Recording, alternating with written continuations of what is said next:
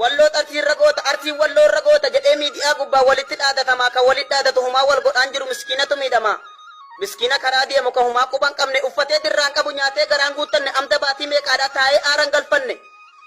Yookaan walloo ta'uudhaan yookaan artii ta'uudhaan qabamee azzabamaa gocha namni raawwannetti irratti raawwatama. Idaa garaa jabaata wayyoo akkas ilmi namaa sanuu baadhatee taa'a kinoo maqaa musliimaa kan rabbii isaa yaadanne yoo hojjetu waa namaa. Wal arrabsuuf waltumuu wama durirraa jiru waan hin taane gootanii safuu Oromoo cabsitanii nu madeessitan tiru. Inni feetan na jaallaa inni feetan na jibbaa an dhugaa jirtu ni maa kutaa kamiyyuu ta'ee waan haa godhuun dandeessan waas na godhuun dandeessan waan rabbiin hin katabin hin godhu ilmi namaa.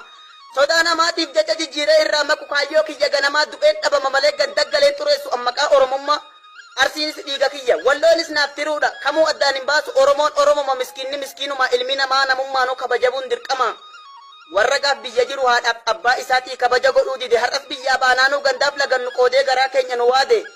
Warra maatiin abaare kan gochi keessan naasuus hin balaaleffadheen jira kutaa kanaa fi kana jedhee addaan hin baasu. Warroota ilma namaaf tasa hin qabne naasuu miskiina karaa deemu warra qabee boochisu.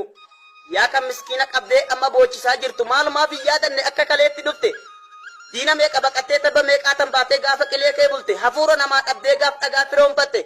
Guyyaan meeqaaf agabdee gaafa qoonqoo dharraate kana mudattee jirta hundi taaribaan dhufte. Akka namaatti nyaannee akka namaatti hagnaa akka namaatti yaaduu garuu maaliif dadhabna. Gandaaf laga wal qoonnee ilmaan abbaa takkaadhaa garaa walit jabaannee gubbaan nama fakkaannee keessaa walit bobbaanee bineensa walit taane. Cal jennee ilaaluufis garaatu nu waadamaa bahee dubbachuudhaafis hin beeku waan hin himu. Dubbii dheeraan dubbadhu akka isaanii sin godhee jezaa siniif haa kaffalu warra maqaa keessaniin miskiinni azzabamu.